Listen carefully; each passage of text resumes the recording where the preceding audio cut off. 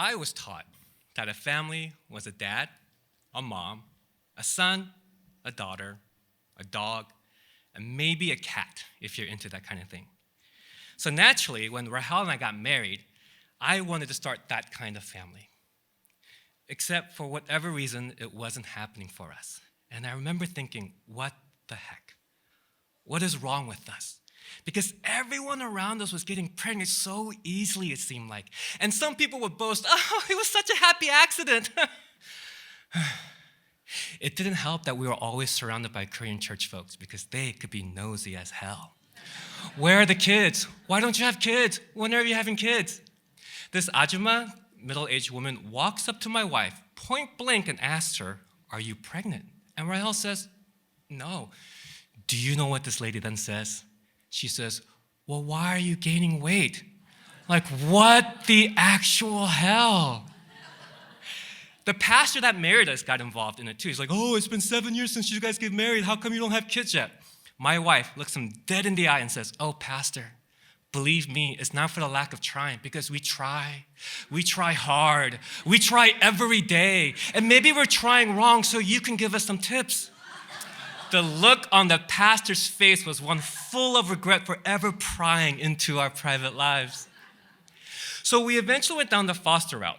I was a bit hesitant, but my wife was always passionate and committed into opening our home to foster children. And so we get that call from the county. We have a boy for you. His name is Nathaniel. He's 3.5 years old, but he only knows 5 words. It's just simple language delays. So, all right, y'all, 10 minutes into the drive, we knew that this was far more significant than language delays. In fact, we would later learn that he is on the autism spectrum. So either the county had no idea, or they simply and flat out lied to us. Either way, we figured, hey, this wasn't going to be a forever thing, because I was certain that his biological parents would get their shit together and welcome back this boy into their lives. But they didn't. And he was up for adoption. And when we were talking about adoption, my parents were dead against it. I mean, they were coming from a place of fear, because fostering and adopting was foreign to these old school Koreans. On top of that, he was autistic. And on top of that, this was not how you start a family traditionally. And I remember thinking, what the heck is wrong with him? Because this boy had won over our hearts. And I found life far more difficult without him than with him. About a month before adoption was finalized, we had to attend my friend's wedding. And I was hesitant to go because this wedding was gonna have all the Korean pastors we knew and all of their Korean church folks. And I didn't want to be around Koreans because Koreans can be Koreans. And the last time I was at a Korean church, my dad's church, this lady walks up to my son and says in Korean, 이게 뭐야? Which means, what is this? Not a who, what is this?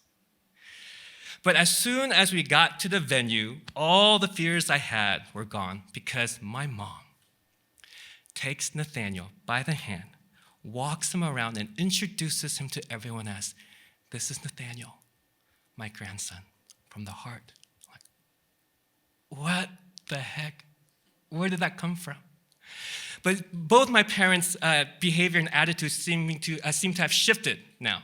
Maybe they realized that there's no use in fighting us because we're always going to do what's best for us. Or maybe Nathaniel broke open their hearts like he opened ours. Either way, everyone sees us as a family now. But the funny thing is, we were always a family. When God or fate brought Rahel, Nathaniel, and myself together, we were a family. I don't need a court-ordered document to tell us that we're a family. I mean, legally, I kind of do, but that's besides the point. We have always been a family, and we are a family of choice, not just blood, as if blood is the only requirement for family. What about love? Because we love this boy with all that we have and with all that we are. So forget what I was taught.